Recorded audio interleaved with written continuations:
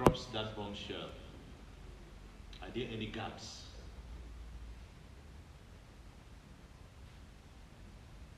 Are there any gaps in our relationships?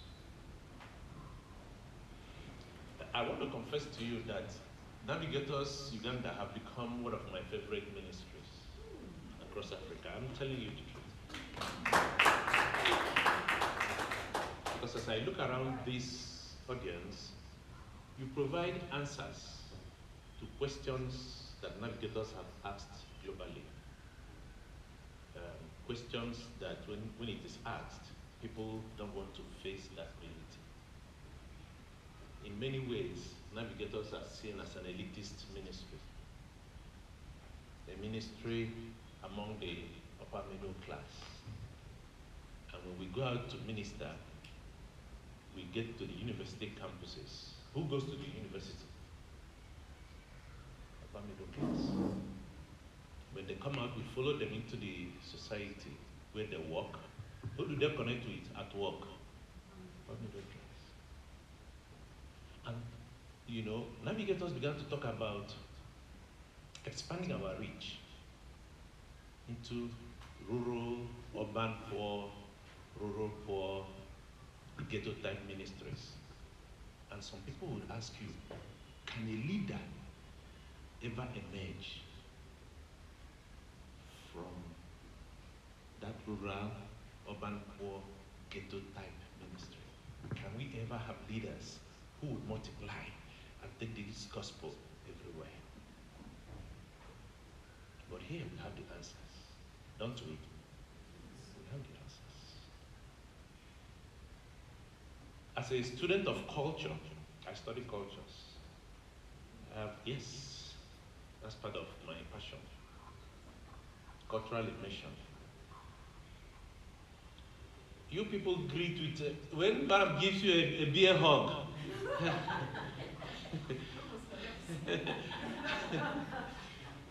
you greet with a hug. And I see here people on both spectrum of society greeting each other so intimately that it warms my heart. You know, so you provide an answer, a model that other navigator ministries should come and learn from. But are there gaps in your relationships, in how you relate with one another? I will allow you wrestle with that. But I want to tell you something. If there are gaps, you hardly would faithfully engage in global missions. If there are gaps. Look at what Paul said. So jump from chapter 2 to chapter 4. As he exhorted these Philippians, he said, I plead with Euodia and I plead with Syntyche to agree with each other in the Lord. Yes, I ask you, loyal yoke fellow, help these women who have contended as my side in the cause of the gospel, along with Clement and the rest of my fellow workers. He did not want a disagreement among his fellow workers. Rather, one heart, one mind, one purpose, working in one direction. So thank you very much. It just took me back to the book that I used to learn to study the Bible. Okay. Thank you, Moses, for praying. I will stand on that prayer and while we fire on. Faithfulness in global missions. If you focus your attention on what is there, you may not get what I'm going to say. So listen to me. Don't worry about what is under the book. Faithfulness in global missions. There are passages in the Bible that say things that are huge to grapple with. And one of them we find in Habakkuk 2:14. For the earth shall be filled with the knowledge of the glory of God as the waters cover the seas. The earth shall be filled. And Habakkuk makes that statement in a dialogue with God. He had seen so much evil in his society, so much corruption, so much oppression, so much abduction of innocent people and torture. And he had asked God to intervene, and God did nothing. He said, God, why do you make me look at this evil? I have asked you, and you're not doing anything about it. And God said, calm down, my friend. I'm raising an army from Babylon that will deal with these people. He described that vicious army. And Habakkuk said, Lord, you mean you are going to bring these wicked people to come and pass judgment on your... Yeah. So it was in the context of that conversation. And he began to pray. That's when he made that statement. So what I see there is that as part of God's process of bringing his glory to fill the earth, when he requires judgment on God's people, he will do it. And he will even do it using a wicked and more difficult nation like Babylon. And we saw what happened in Daniel, how the Babylonians eventually dealt with Israel.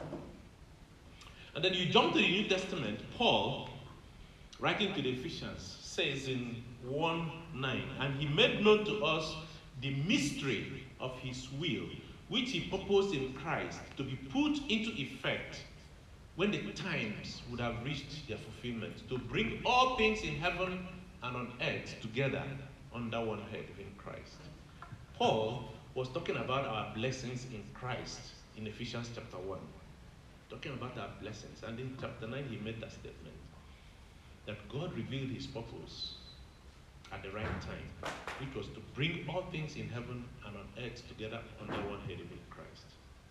The earth will be filled with the knowledge of the glory of God when all things in heaven and on earth have been brought together under the rule of Christ. That's God's global purpose.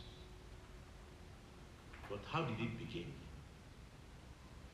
Did it begin with the failure of Israel? Did it begin with Paul engaging the Ephesians? No. It began in the very purpose of God at creation, when God walked. In Genesis 1, he made the heavens and the earth, and everything he made, he said it was what? Beautiful. And that included man. And he said to man in Genesis 1:28, be fruitful, multiply, do what? Fill the earth and subdue it. Before then, he had said, let's make man in our own image. What that means is that what God wanted to do as part of his creation was to fill the earth with people made in the image of God. That was his purpose, that the earth would be filled with people made in the image of God. Of course, disaster struck in Genesis 3. Part of that image was damaged. The image wasn't removed. It wasn't destroyed completely. Fallen man still had the image of God, but it had been dented by sin. And God immediately put in place a rescue plan in Genesis 3:15 when he said the seed of the woman will bruise the head of the serpent. But then, sin had come. In Genesis 4, Cain kills his brother, the manifestation of the fall. It had started with that first murder. In Genesis 5, God began to, I don't know if you do it here, when people die in my country, you publish an obituary. Right? Genesis 5 is God's obituary, mourning the loss of man. Adam lived how many years? And he died. This one lived how many years? And he died. Such a sad story, right? If you read the story of Adam, it said when God made him, he made him in God's image. But when he began to reproduce, he reproduced in his own image. That purpose had been dented. So what did God do? By Genesis 6, he decided to cleanse the entire place with the flood. Genesis 6 to 8, he cleansed the entire place with the flood, but sin had become deeply ingrained in the heart of man. But after the flood, he calls Noah and gives him back the instruction he gave to Abraham: be fruitful, multiply, and fill the earth. Okay? And men began to spread. But when they got to the plain of Shinar, by Genesis 11, they lost focus of what God had called them to do, to spread, fill the earth with people. They lost that focus. So they settled in the plain of Shinar. A plain is a place of comfort, a place of ease. So when they settled, what did they do? They started building a tower, hoping to go and see God. But God came down, destroyed that tower, and gave them the first gift of tongues. Hello? You didn't know how to speak in tongues. That was the origin. He gave them the gift of tongues so that they can carry on with his purposes. Okay? But that was also the beginning of the nations. That was the origin of the nations. You can see, therefore, that the nations was not geographical nations. It was a nation of people with different tongues, tribes, tongues. That was the origin of the nations. So this is Genesis 11. And then, okay, we'll get back to it. By Genesis 12, the search for the nations began. He called a man called Abraham, and he gave him a promise. I'll make your name great. I will bless you, and all nations. Did you see that? The nations began in 10. I would make your name great. I would bless you, and all nations on earth will be blessed through you. The search for the nations had begun,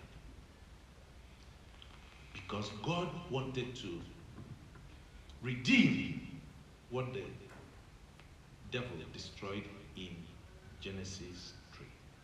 It was a redemptive journey.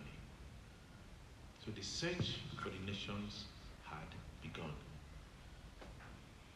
And that's the origin of global missions.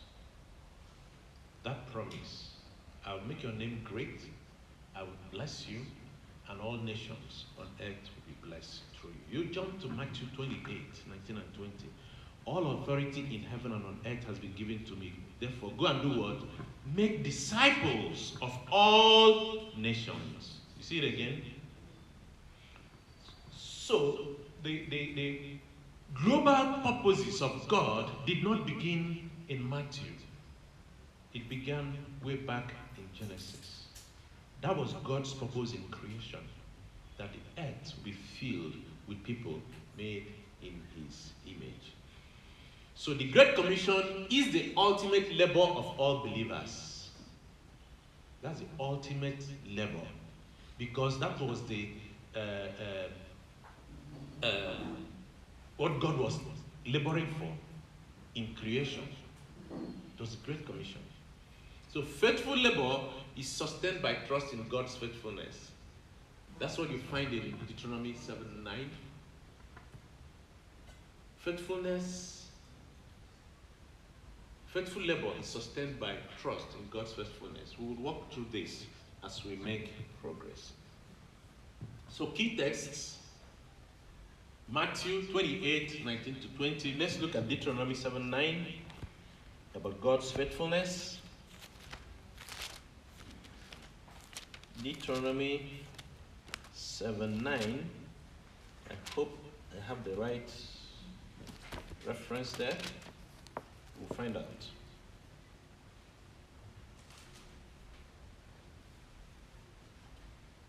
Know therefore that the Lord your God is God. He is the faithful God, keeping his covenant of love to 1,000 generations of those who love him and keep his commands.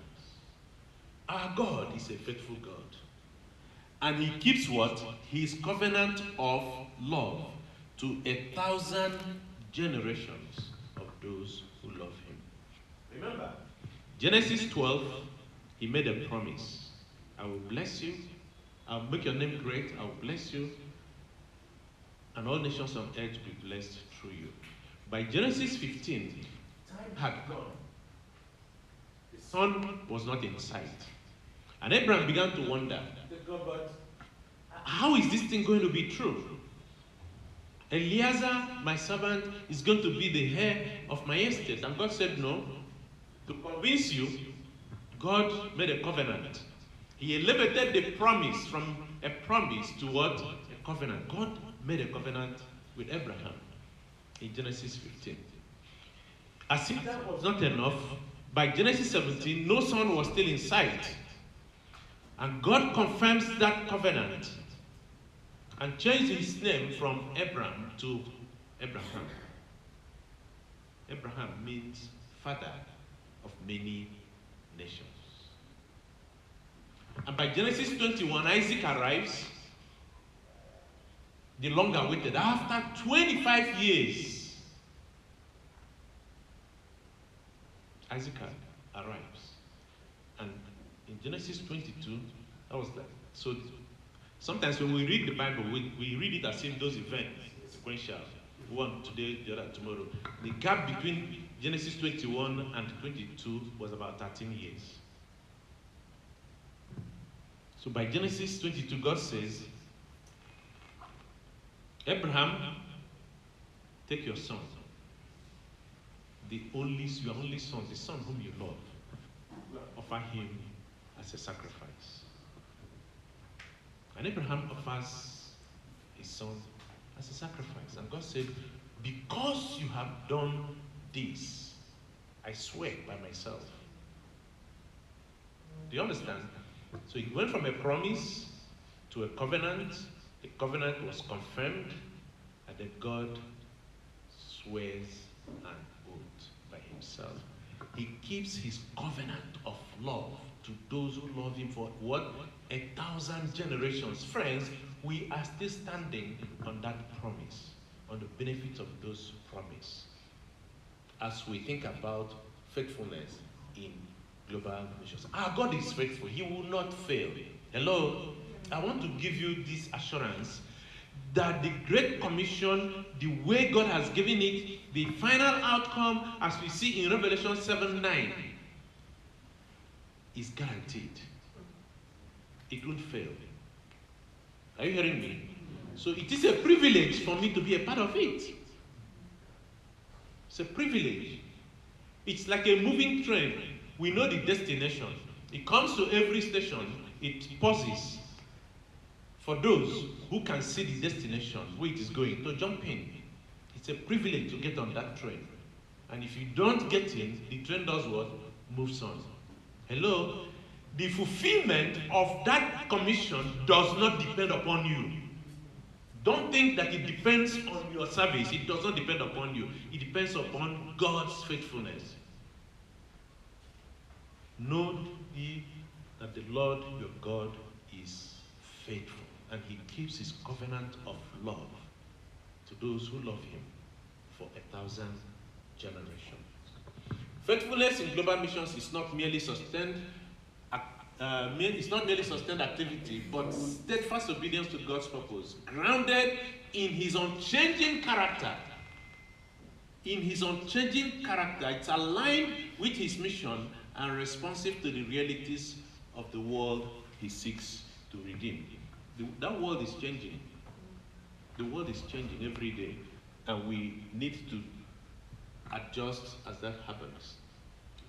I've given you basically a rundown of this. So Genesis 12, the search begins. The aim we see in Habakkuk 2:14. We see the strategy in Acts 1:8. And you shall receive power when the Holy Spirit comes upon you, and you will be my witnesses in Jerusalem, Judea, in Samaria, and to the ends of the earth. We keep our eyes on the ends of the earth. If you have been laboring and you have not been moving in the direction of the ends of the earth, then you may not be laboring faithfully. So from Genesis to Revelation, the global nature of God's purpose has never been in question. The global nature of his purpose has never been in question. Missions has never been about taking the kingdom to your immediate context. Hello? If all you are doing is ministering to people within your immediate context, you are playing in the local league while others are in the US playing at the World Cup. We want people to play at the global scene. Hello? It is not about, yes, we talk about family and relational networks. Great. But those family and relational networks must be a channel to where? The nations. It's not sufficient. Playing in the local league, year in, year out, you go into relegation, you come back, you go into relegation, but you are still in the local league. That is not what we are about. God's global mission keeps the ends of the earth in view. How many of us are praying for the ends of the earth? You're praying for nations beyond which kingdom are we in? Uganda kingdom? You are praying for the nations outside of your geographical boundary. How many are you? Who is praying? Who is praying for those people who don't understand your language, who don't understand your culture? You know? Who are you praying for?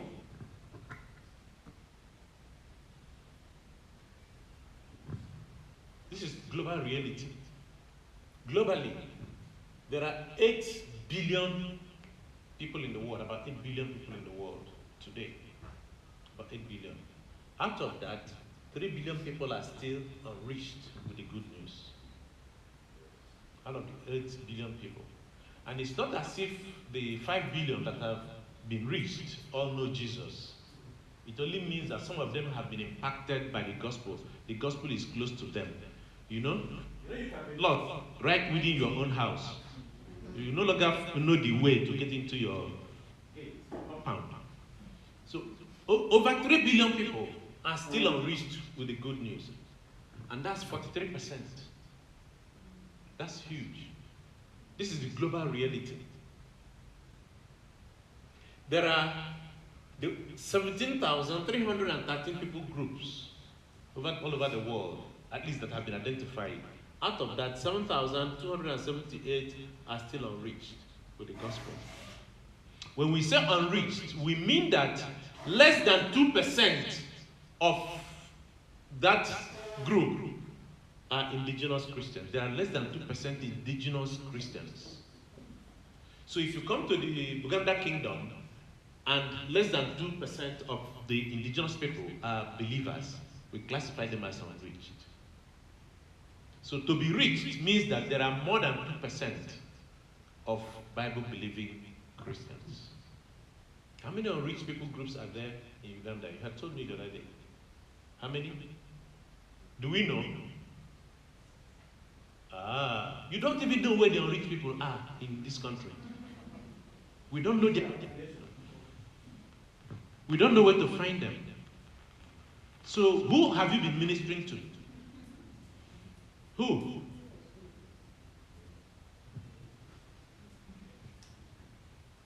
We need to declare an emissions emergency in Navigators Uganda. I'm not kidding. We need a emissions emergency. If it is true that you don't know how the number of unreached people groups, we need to declare emissions emergency. Across the world, we have atheists, Hindus, Muslims, Buddhists, tribal religious worshippers, all of whom do not know the Lord. And the populations are there. 1.1 billion Hindus, 2 billion Muslims, 146 million atheists, over 300 million tribal worshippers. And some of them are in this city. They are in my city. Some of them go to your churches. Do you recognize that? Yes. Sunday morning like today, they are in church. By evening, the temple of their...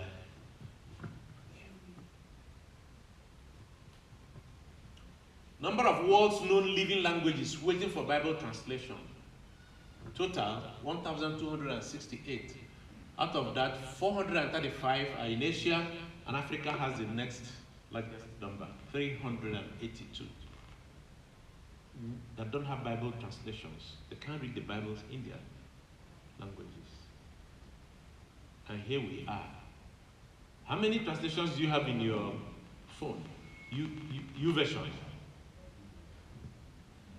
But there are 382 African known languages that don't have the Bible in their mother tongue.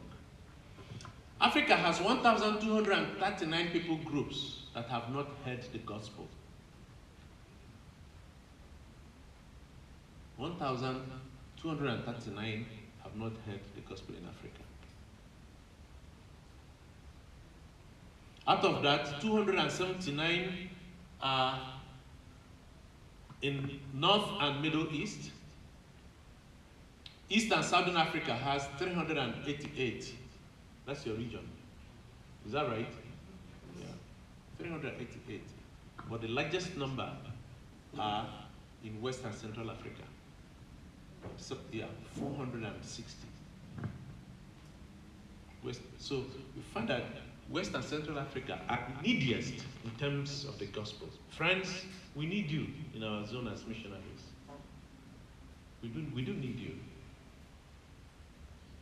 So this is some of the realities we are talking about as we think of global missions. So,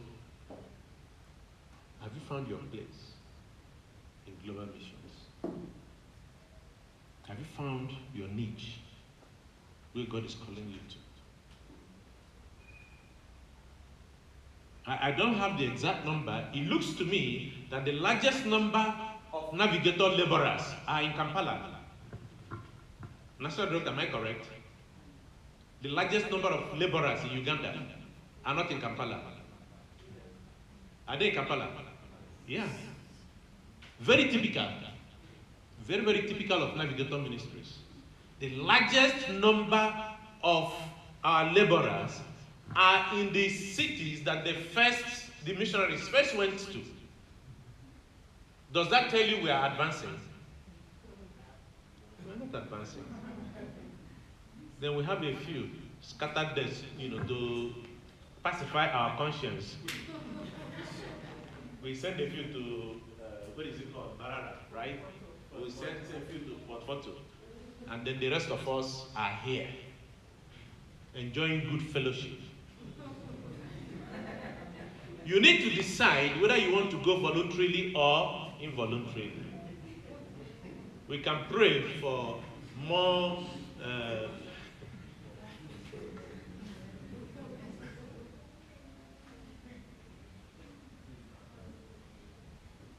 imagine that the world was one big hospital. These statistics that I've given you, this is where it fits. 2 billion people are health workers. 2. 3 billion are patients in the world. So these are people who have been impacted by the gospel, but they necessarily do not know who the Lord is. They are in the wards. And another 3 billion in ICU. Can you see the ratio? It's 1 to what? 1 to 3. Globally. So you find that we have a sick world. We have a needy world. But we are here, concentrated in Kampala and Abuja and Lagos. The story of missions is the story of God's faithfulness. Deuteronomy 7:9 reminds us, know therefore that the Lord your God is God. He is the faithful God, keeping his covenant of love to 1,000 generations of those who love him and keep his commandments. Will we be keeping his commandments if we are not responding to the Great Commission? Great Commission was not a suggestion. It was a command. It says, therefore, go. Do we qualify as keeping his commandments if we are not obeying the Great Commission? Faithfulness in missions begins with recognizing God's faithfulness and responding through obedient participation in his global purpose. The history I gave you from Genesis 1 through 12, 15, 17, and 22 is simply a testimony of God's faithfulness. How do we respond to God's faithfulness? Yesterday, when I started, I told you that one of my objectives was to help you think differently about yourself, about work in general, and about your work. Today, my desire is that you focus on your faithfulness and engagement in global visions. Even as I talk, you need to be asking yourself, how am I engaging, not in missions, global missions? How is my work contributing to what God is doing globally? God's faithful labor is sustained by trust in his faithfulness. His faithfulness demands us to trust him. When he says, I will bless you and make you a blessing, and all nations on earth will be blessed through you, he is calling us to trust him. Not to respond in fear, but to trust him.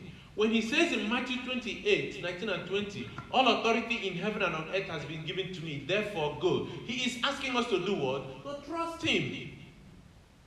He's asking us to trust him and go. Missions is often involves delayed results. You labor and labor and labor. You may not see the results. It involves cultural barriers, spiritual opposition, financial uncertainties, personal sacrifice. Those can only be dealt with if you trust in his faithfulness. Your perseverance alone cannot sustain long-term missionary engagement. Workers remain steadfast because they trust the God who keeps his promises. The only reason we attempt to do the things we do is because God has promised. Without his promise, friends, I will not be here. And you will be presumptuous to attempt to do anything without his promises. That would be very, very presumptuous. It will be presumptuous of us to attempt to do anything without the promises of God. Everything we do because he has promised. So God's promises guarantee mission success. The completion of God's redemptive plan does not depend solely on human ability. God himself is committed to gathering worshippers from every tribe, every tongue, every people group. He is committed to doing that. Faithfulness is endurance rooted in confidence in what God has promised to do. Missionaries, churches, and mission agencies continue sowing even when visible fruits are limited, or visible fruit is limited, because we trust in God's timing. We persevere because we trust in his timing. When the field becomes rough, when the environment is hostile, Daniel persevered because he trusted in God. God's covenant faithfulness inspires our commitment. We remain faithful because he is faithful. So, what do we do in tough situations? What do you do when preaching the gospel invites you to a dinner with lions in their den? What do you do? Trust God's promises during seasons of discouragement. Measure success not merely by visible results, but by your obedience. Are you being obedient to the call of God? Persevere in prayer and witness, even when progress is slow. Why? Because there is a promise. There is a promise that will never change. God is faithful. Our faithfulness flows from his faithfulness. How can you be faithful without God? Your best attempts will be very frustrating. So our faithfulness flows from his faithfulness. Biblical faithfulness is always a response to divine faithfulness. God keeps his word, he fulfills his promises, he accomplishes his purposes, he never abandons his mission. Never. Because God is faithful, his servants are called to reflect his character. Remember, we were made in his image. Part of that image is the image of a worker, faithful worker. We are called to reflect his character. Luke 12:43, blessed is the servant whom his master will find doing so when he comes. Will you be on your duty post when he comes? Will you be doing what he has commissioned you to do when he returns? Blessed is the servant whom his master will find doing so when he comes. The faithful servant is not necessarily the most gifted or most successful, but the one who remains obedient to the assignment God entrusted to him. What is the assignment entrusted to you? And he who has been given a trust must do what? Prove faithful. What is the assignment God has given to you? Faithfulness is obedience to the Great Commission. All authority in heaven and on earth has been given to me, therefore go. All authority. Therefore go. Are you being obedient to the Great Commission? Faithfulness is fundamentally obedience. Christ commands his followers to go. Are you on the go? He says we should go and make disciples. Are you making disciples?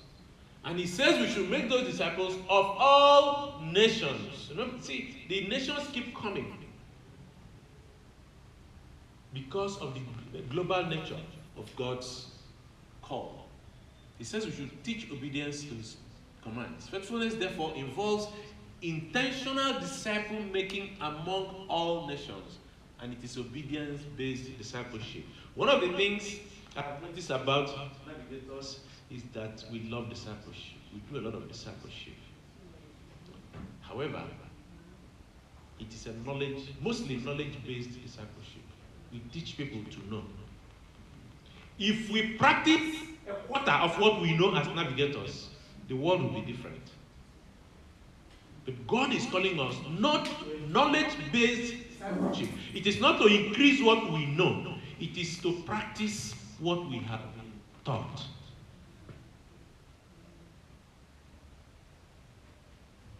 It's not a knowledge-based discipleship. It's an obedience. It says, teach them to do what? Obey. Teach them to obey all I have commanded you, not some. Discipleship must be obedience-based, not knowledge. Faithfulness is obedience to the Great Commission. Look at the mandate, the mission mandate. He outlined the geographical expansion of missions. Hey, if you are not territorially ambitious, you are not being faithful. Are you hearing me? You must be ambitious for new territories. Often, many people are looking for positions to occupy. The director of evangelism, hi. The director of training, national director. No, that's not what we are called to do. There are fields to conquer. There are nations yet unreached. You saw the number of nations that don't have the gospel globally. Why are you looking for a position when there are territories to conquer? Your ambition should not be for a position. Your ambition should be for territory. Friends, conquer territory for Jesus. Don't wait for Ambrose to appoint you. You have already been appointed. Go and make disciples of all nations. Jerusalem is simply your starting point. In Jerusalem, it's comfortable. You have constant power supply. You turn around, there is hot water to shower. The air conditioner is there. That's fine, but that's your starting point. He expects you to move across to Judea, the surrounding neighborhoods. Where was I?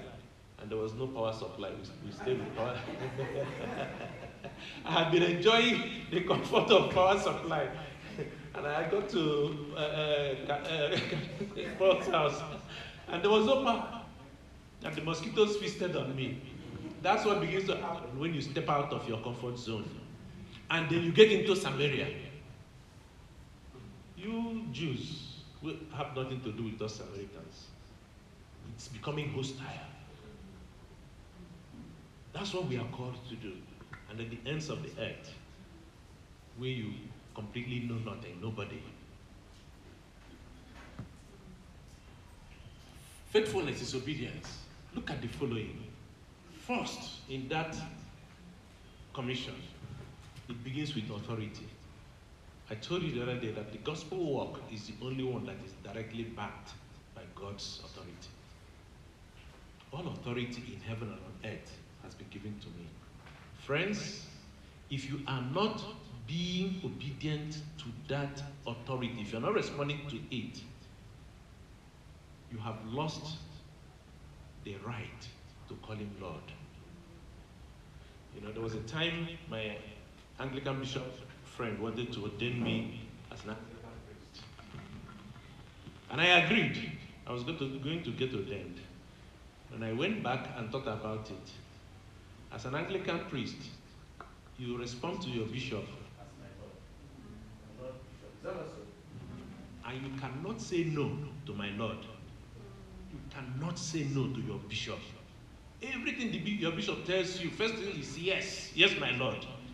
And I knew I wasn't going to say yes, my Lord. I told him, sir, sorry. If you cannot say no to your human Lord as bishop, who are you to say no to the God of all authority? When we are not obedient, we diminish his lordship. We trash his lordship. All authority in heaven and on earth has been given to me. You can't be singing, He is Lord, He is Lord, Amen, He has risen, and then He says go, and you refuse to go. It doesn't fit. So the command says go. There is all authority, there is go. It has a task and there's a destination. Faithfulness is surrendering to his authority, obeying his command, carrying out the task, and moving towards the destination, the ends of the earth. Faithfulness requires that we align. We align. It is not merely hard work. It is working in alignment with his purposes. For us as navigators, he has defined that purpose through the call. And we talked about it yesterday. The call gives us a mirror to evaluate what we are doing. The work you are doing must be aligned with the call. The vision, the calling, and the core values. It must be aligned. Faithfulness is not merely working hard. It is working in alignment with God's purpose. Habakkuk 2:14 reveals God's ultimate vision, his glory among all peoples. To remain faithful, every missionary effort must align all nations. God's calling, our calling, the call, each believer and ministry has a divine assignment. What has God specifically called us to do? We need to keep reevaluating that in the light of what we are doing. Are we remaining focused on that calling, or are we beginning to drift in our mission? You know, it's very easy to drift. Very, very easy. I was reading the book Mission Drift, and one of the points he made, all the Ivy League universities in the US were once all Bible seminaries, including Harvard. Can you believe it? Harvard was a seminary. today, well, you know what it is. That's what is called mission drift. They have drifted from the original purpose for which they were set up. God's faithfulness requires alignment to a vision. And the vision is global. If your vision is not global, it is too small. The vision is global. God's goal is not simply church growth in one location, but worship among all nations. It's not about church growth in one location. And most of what we call church growth is not growth, because we are only taking members from one congregation and adding them to another congregation, and we call that growth. That's not growth. Faithfulness requires asking, does my ministry contribute to God's global purpose? Okay, let's change that word, ministry. Does my labor, does my work contribute to God's global purpose? Because when I use the word ministry, it's for professionals like me. No, it's not for professionals, it's not for the people wearing collar, it is for you and I. Does your work contribute to God's global purpose? Does our ministry, our work together, does it contribute to God's global purpose? Does it? Are we reaching beyond our comfort zones? Look at our core values. Beautiful. If I look among you, would I see love and grace expressed in our community? Could that be where the gap is? How many of us have visited the home where, who's that young man that was here? What's his name? Yeah, where he lives. How many of us in Uganda know where he lives? Where he lives? Let me see your hand. Hello? How many of us know his home? I want to see the hands up. Yeah, Robbie, how many of us know his home where he lives? You see what I'm talking about? And he's here in the heart of Uganda. Fellow laborer, valued by God, loved by God. We don't even know where he lives. Susan, are you seeing the gaps? Those are the gaps. How can we encourage that young man? Have you heard his story? How many of us know his story? Yeah, a few. Because you heard it told in a conference like this, not because you start with him to hear his story, to hear his testimony, the wonderful work that God is doing in the life of that young man. And many more like him. He is here representing a whole clan of people who were out, down, when you mean down and out, forgotten, unknown. Who shared the devotion yesterday? Ababi, yes. But they are here. And we don't even know that they are here. You see the gaps. We need to do better. Hello? We need to do better. It is difficult. Listen, that young man represents a nation. He represents a tribe whose language you don't understand. You don't understand the language. He's Ugandan like you, but you don't understand the language that he speaks. You have no idea where he is coming from. We cannot declare that we are faithful when these gaps exist among us. We talk about the dignity and value of every person. Thank you for repenting about your cousin. He is valuable in God's sight. He's making a significant contribution to God's purposes. What values drive the work that you are doing where God has placed you? What values drive the work you are doing where God has placed you? I was in the home of a navigator in Kenya, and he went for me, went into the kitchen, made tea, put them in a tray, and took first to his house help and served his house help tea. Are you hearing me? Value the dignity and value of every person. In my home, we don't use that term house help. I find it derogatory, degrading. Someone made in the image of God is a person. The young lady that lives in my house has lived with us for 14 years. She is the home manager. She's the one that manages the home. She's not the house help. If she gives you, you eat. If she doesn't give you, you go hungry. She's the manager. Steward of God's resources and God's people. Hello? The dignity and value, expectant faith and persevering prayer rooted in the promise, we are very strong in that. I won't even comment on that. Families and relational networks. What values drive your work? In that government office, what values drive your work? In your home, in the neighborhood where you live, what values drive your work?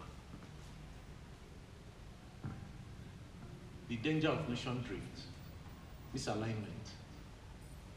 Mission drift occurs when programs replace purpose. And it's very easy. Missions conference, laborers conference, disciples conference, students in missions conference, conference. And in these days of webinar, one webinar to another, one webinar, do you understand? And that's what we are doing. When programs replace purpose, we are in the danger of mission drift. When activity replaces impact, we are in the danger of mission drift. When institutional survival becomes more important than advancing the kingdom, how is our national office building? Are we filling our tax returns? Meeting all those institutional things. When they become more important than advancing the kingdom, please go and sell that national office building and get to the field. We get into mission drift when personal ambition overrides God's purposes. I told you, I'm very ambitious, but I'm ambitious for territory for God. That's where my ambition comes. If your ambition is selfish, Philippians chapter 2, verse 3, do nothing out of selfish ambition or vain conceit, but in humility consider others better than yourselves. Each of you should look not only to your own interests, but to the interest of others. Personal ambition overriding God's purpose, mission drift. So, what do? Regularly evaluate your heart. Regularly evaluate your heart. What are the things that are most important to you, deep in your heart, in the quiet of your closet? What are your values? What is driving you? What do you know? What is it that keeps you awake at night? Evaluate your heart. Evaluate your calling. The purpose, we are here. Evaluate your vision. What are you seeing God do in the nations? What are you seeing God do through your life? Evaluate your strategy. Alignment ensures sustained effectiveness and faithfulness. Faithfulness requires adjustment based on global mission realities. The face of mission is changing. Global missions is changing. Many countries are closing their boundaries. When they close those boundaries, they won't open it for you because you carry a label missionary. Hello? They won't.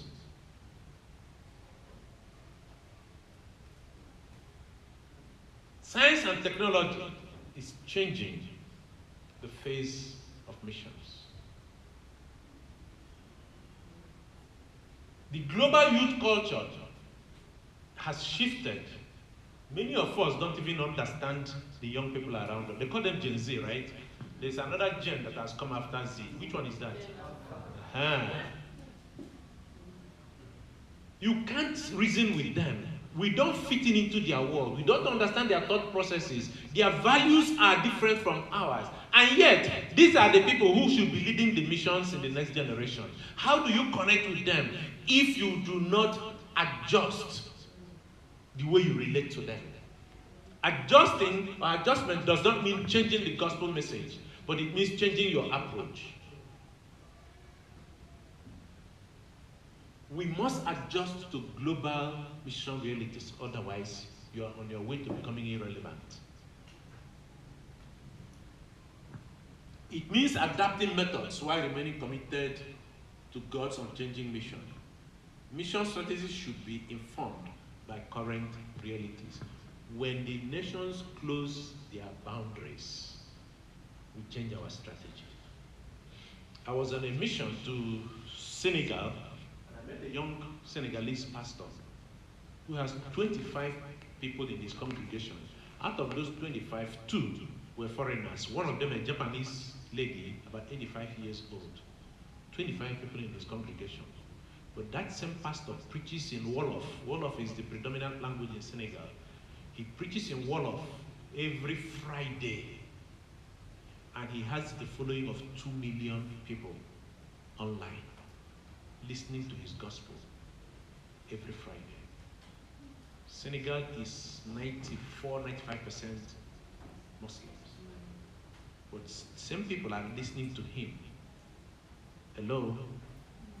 Thank God we have a missionary who is moving in there now. But if they close their border, we change our tactics.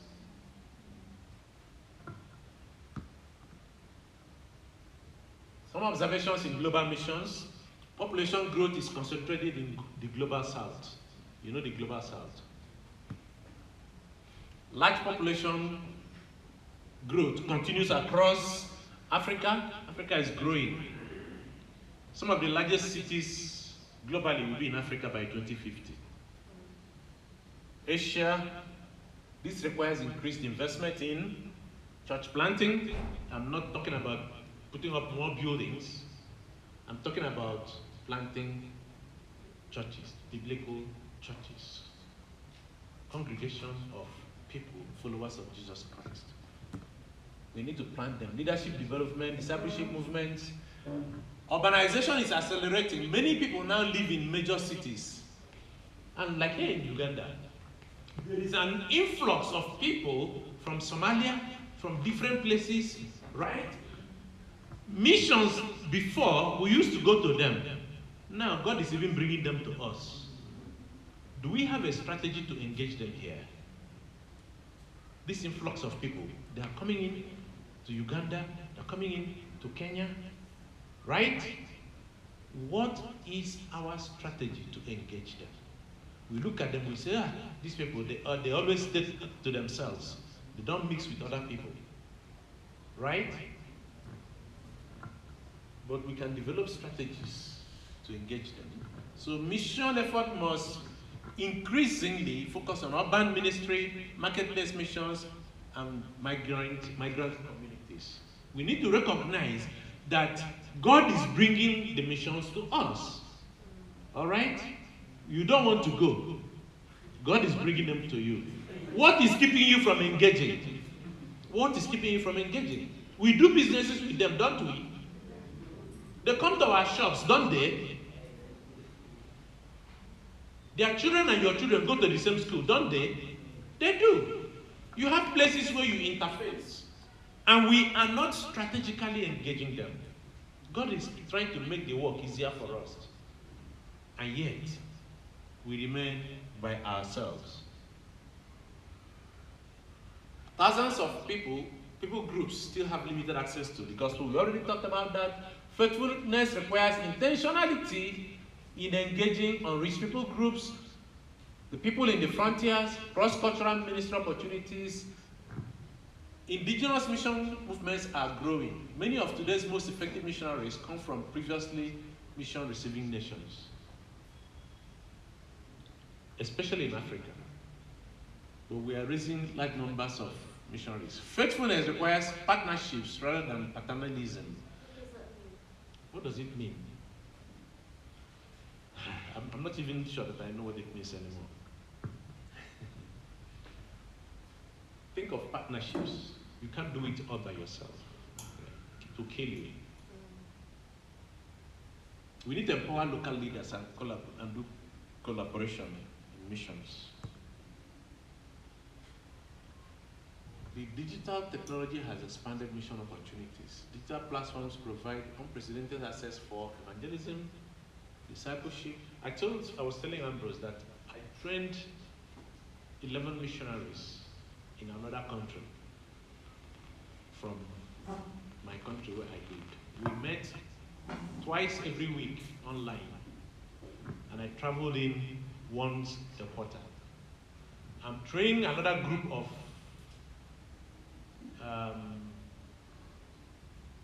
I don't want to call them missionaries, workplace missionaries in Nigeria. They met this morning, and I joined the meeting before I came here. Right? We meet every Sunday, every other Sunday. And since I've been traveling, I've been meeting with them. What I'm saying is that technology is expanding our reach. It's expanding what we can do. Let's take advantage of them. I see people on TikTok, they're laughing. Yeah. For each click, somebody has made money. Are you hearing me? You can also create those content, Bible-based content, that teaches what we're talking about. And you can also make money from it. You can even make money from advancing the gospel. TikTok. And there are other platforms. I just told you about the Senegalese pastor who preaches on Facebook, and he has a following of 2 million people. How many navigators are there in Uganda? One man is reaching 2 million through Facebook. So we have opportunity for evangelism, discipleship, training, distribution, Bible distribution. Faithfulness today include wisely utilizing these digital tools for kingdom advancement.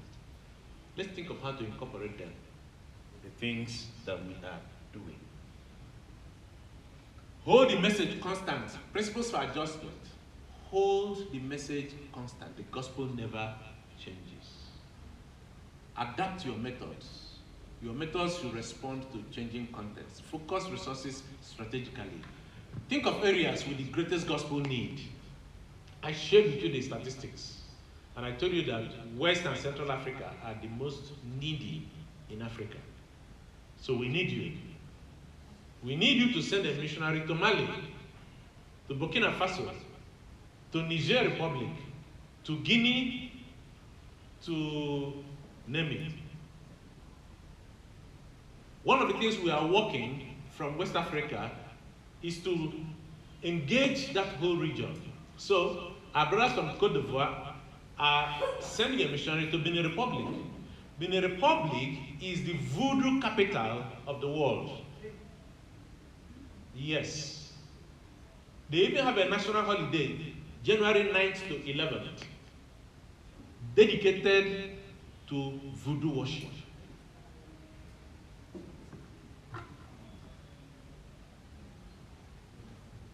The Navigators Africa Challenge.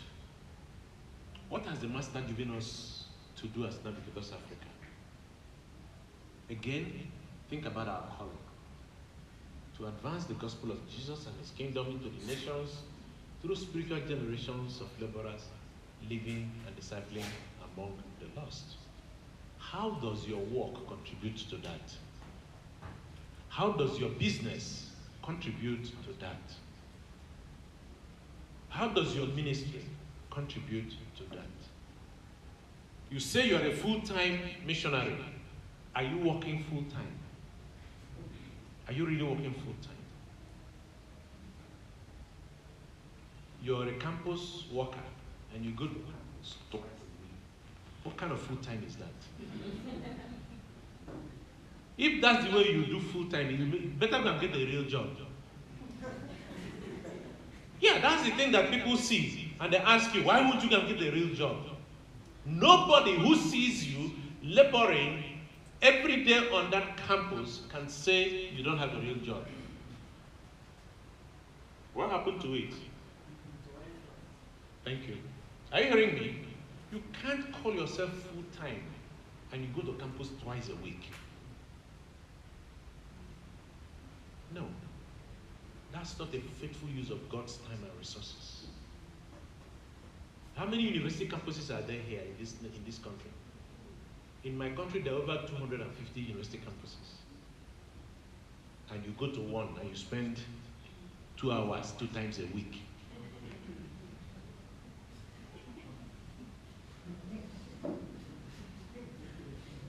If you are full-time, you need to work full-time.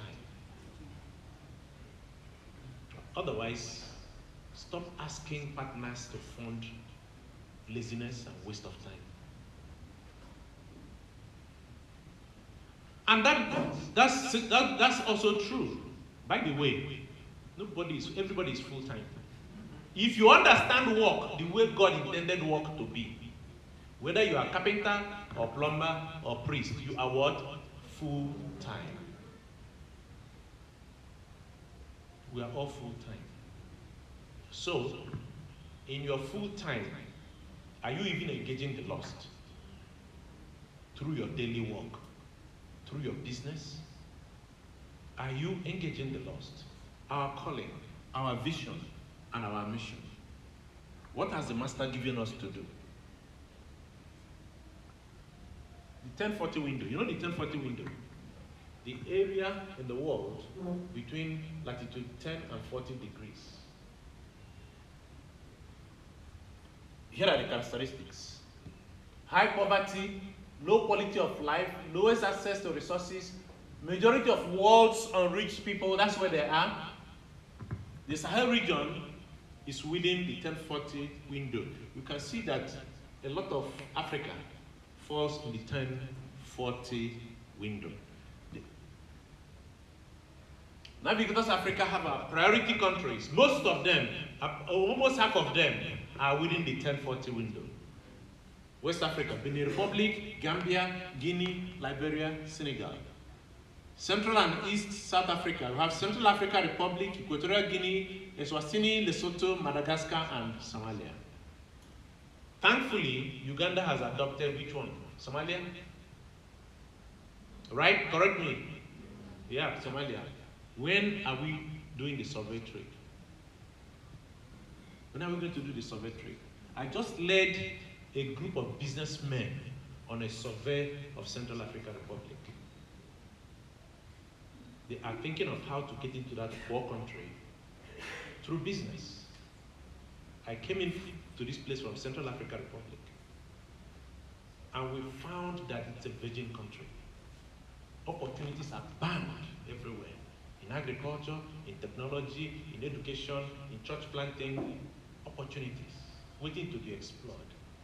And we have businessmen whose pockets are full. Central African Republic, Equatorial Guinea. These are Navigator Africa priority countries.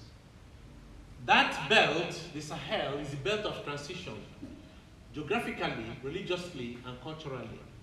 It builds the bridge between the global south and the north.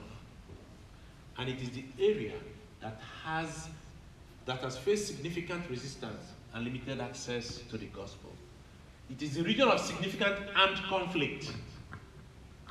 There's a lot of armed conflict going on around there. Nigeria and her neighbors. From Mali, Burkina Faso, Niger, Chad, all conflict zones.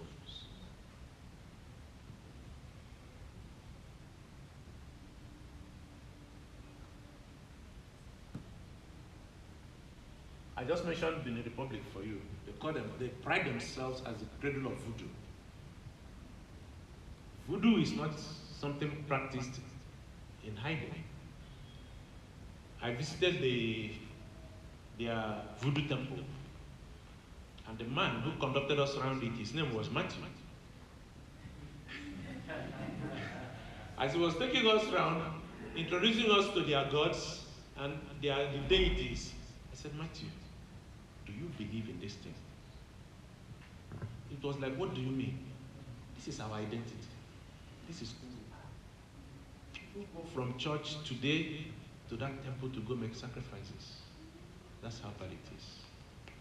But you think it is a Central Benin Republic problem? No. I told the story, and a missionary in Senegal said, it's the same thing. The one in Sierra Leone said, it's the same thing.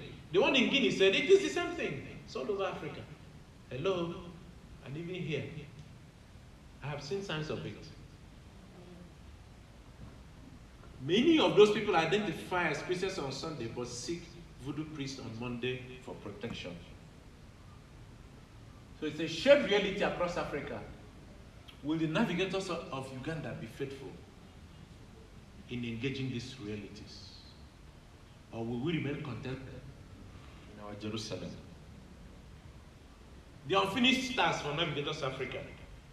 I'm sure some of you knew that I will come here, I will arrive here. We are sending 100 missionaries to 10 new countries in the next, how many years? No, it's not up to 5 anymore. 4.5. That's the unfinished task ahead of us as Navigators Africa. We are raising $500,000 to support those 100 missionaries. If you cancel out the zeros there, you have 5,000 zeros to each missionary. That's very insignificant. Hello?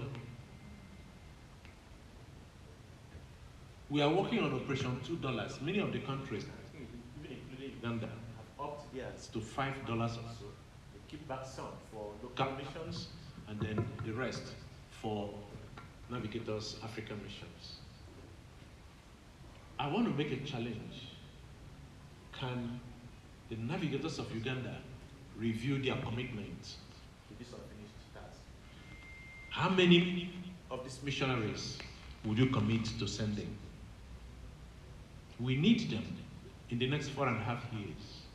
How many will you commit to sending? How many here are willing to say, here am I, send me? How many are willing to make a significant contribution to this $500,000 that we're looking for? If each of us here gives just $1,000 each, and I know it's possible, is there anyone here who cannot commit to $1,000 in the next 4 years? We have a faithful God. Is that not what we've been talking about? We have a God that has provided for us. If each of us in this room commits to just $1,000 in the next 4 years, I'm sure we will do this.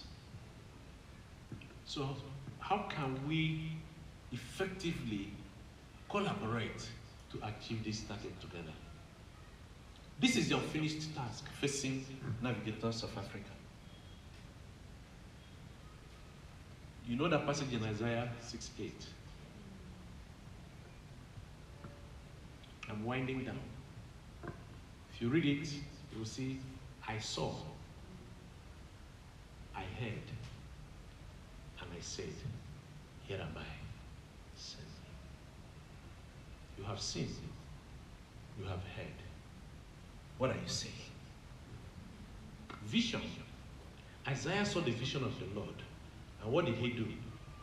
He fell prostrate and he worshipped. And that resulted in missions. Vision, worship, and mission.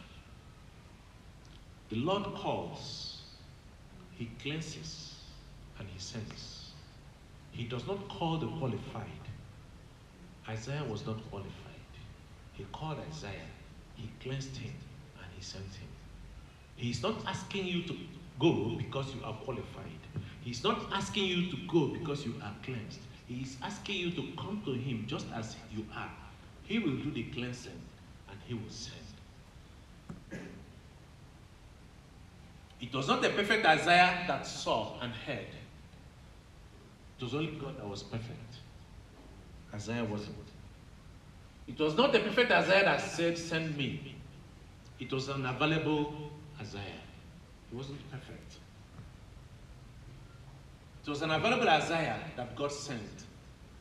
It was an available Isaiah that he cleansed. Friends, come to him just as you are, with the weaknesses you think you have, He will empower you and He will send. God is calling. Who will go for us? It's never too late to go. You are never too old to go. God is calling. Will you go? We need people who will go as professionals. Engineers, entrepreneurs, students. Yes, even students. Our missions in Namibia was pioneered by a student. A Zambian young lady who just decided, I'm going to Namibia to do my master's. And that gave birth to the missions in Namibia. I've met another young lady that went to Lebanon to study, just so she could engage the Arab world. So all of you university graduates who are looking for places to go do your master's, you can go to any of these countries. We need vocational missionaries. God is not looking for fans of missions. He's looking for participants in His redemption of the nations. It's not fans. He's looking for active participants. Which role do you want to play? Are you available and willing to go? Faithfulness in global missions is trusting God's faithfulness as the foundation of our labor, reflecting God's character through steadfast service, obeying Christ's grace commission, aligning with God's calling, vision, and core values. It means adjusting our methods wisely in response to global mission realities. The mission will ultimately succeed because God is faithful. It is your privilege to join the winning team. It's your privilege. It's an honor to be part of the winning team. As servants of Christ, our responsibility is to remain faithful until every nation has an opportunity to know Him. Luke 12:43. Blessed is that servant whom his master will find on his duty post when he returns. Maybe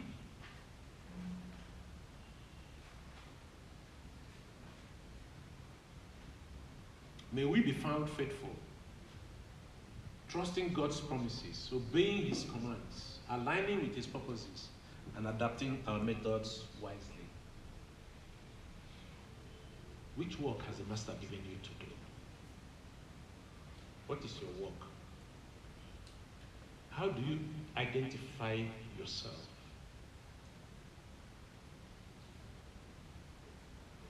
You will be blessed if the Master finds you faithfully on your duty post.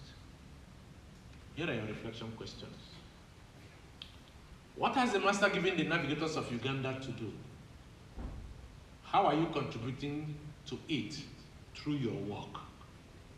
How are you contributing to it through your work? In what ways are you demonstrating faithfulness to global missions or obstructing it? In other words, on which side are you? Contributing or obstructing? In what ways will the navigators of Uganda demonstrate faithfulness in global missions? What changes will be necessary for you to be faithful in God's global missions? Let's pray. Heavenly Father, we thank you. Thank you for this time that you have spent with us. It's a belief that you have spoken. And I pray that as we process these truths, that you would elevate the quality of our service, that we will grow in faithfulness and in obedience to your global purposes. Amen.